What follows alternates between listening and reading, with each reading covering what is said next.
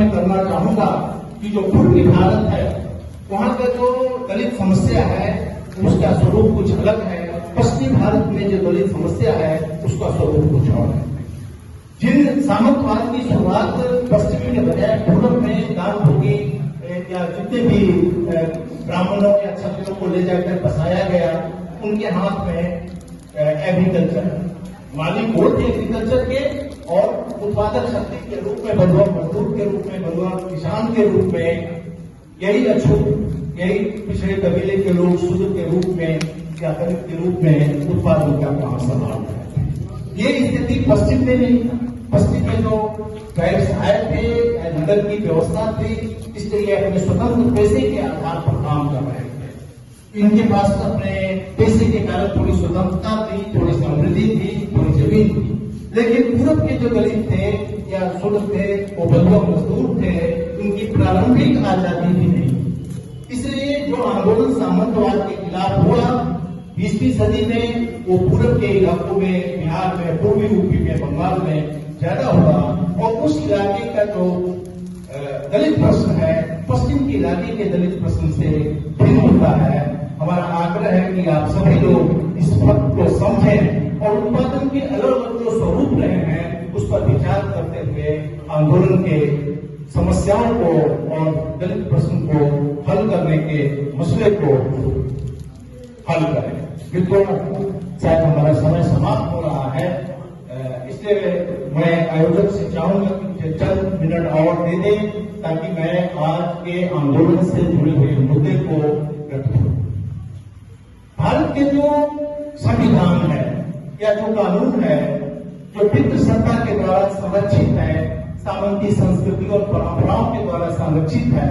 वह जाति व्यवस्था को बनाए रखता है। आप आमतौर पर देखते होंगे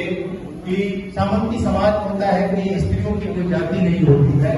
और आमतौर पर पितृसत्ता के आधार पर ये बनाया गया है कि जिस जाति के पुरुष शादी करते हैं किसी भी स्त्री से, उससे परंपरा से पहले ये होता था, आज ये हो रहा है, और उस जाति में उनको सम्मिलन कर दिया जाता था। तो जब तक आप पितृसत्ता के खिलाफ नहीं लड़ेंगे, पितृसत्ता को ध्वस्त करने के लिए आप अपने आंदोलन के को केंद्र में नहीं लाएंगे, आप जाति के प्रश्न को हल नहीं करेंगे। बहुत सारे अंतरजातीय शादियां होती हैं, लेकिन वो सब के सब पितृसत्ता के हिसाब से सेट हो जाता है और जाति अपने स्वरूप में यहाँ बना रहता है। एक और महत्वपूर्ण बात है जिस पर कि गौर किया जाना चाहिए कि दलित, जैसे कि साथी ने भी कहा,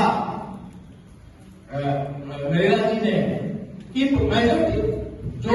दलित समाज है वो वर्किंग क्लास है। बिल्कुल उन्होंने सही कहा, लेकिन दलित आंदोलन का जो डिस्कोर्स है वो मध्य वर्गों को केंद्र में रखकर ज्यादा हुआ है। प्रश्न ये होता है कि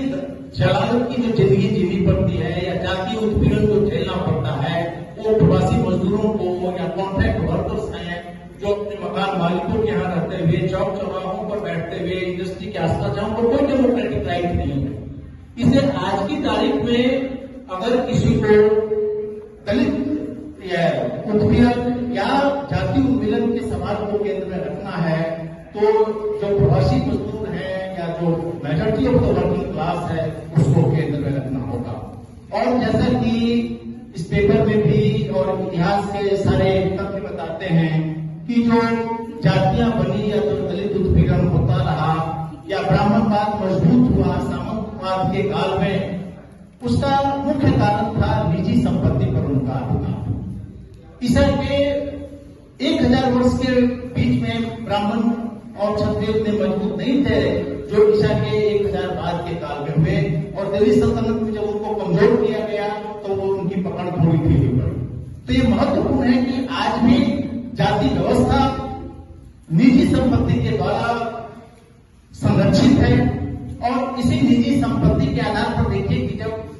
पीजेंट्री के अंदर विकास हुआ हरित क्रांति के बाद, तो राजीव से लेकर हर जगह पे ये पिछड़ी जातियां भी सत्ता में आई, लेकिन 9000वादी नीति के बाद 93 के बाद अपर कास्ट फिर से ताकतवर हो गए और फिर से ब्राह्मणिज्म मजबूत हुआ, जिसका चरित्र और इसका कहर आज हम फांसीवादी शक्तियों के रूप में देख रहे हैं। इसलिए ये महत्वपूर्ण है साथियों कि आज के जाति के प्रश्न को, जाति उत्पीड़न के सवाल को हल करने के लिए, कमजोर करने के लिए निजी संपत्ति के मसले को आपको केंद्र में रखना होगा। निजी संपत्ति को खत्म किए बगैर, 9,000वादी नीतियों को समाप्त किए बगैर आप जातीय उत्पीड़न को या जाति को, व्यवस्था को खत्म करने की कल्पना नहीं कर सकते। यह इतिहास बताता है कि 80 के दशक में जो आंदोलन हुए, जो पिछड़ी जातियों और दलितों का जो विकास हुआ, 9,000वादी नीति, कॉन्ट्रैक्ट वर्कर और वर्किंग क्लास और पिछड़ी पर जो प्रहार हुआ है पिछले 30 सालों में, उसके कारण से जातीय उत्पीड़न में भी गहराई के साथ बड़ी ही विकास हुआ है, ये बढ़ा है। इसलिए इसको एड्रेस करने के लिए हमें इन खास मुद्दों पर अपनी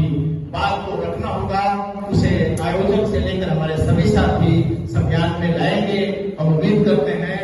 हमें चिट मिल गया है, इसलिए हम अपनी बात तेजी से समाप्त करते हैं।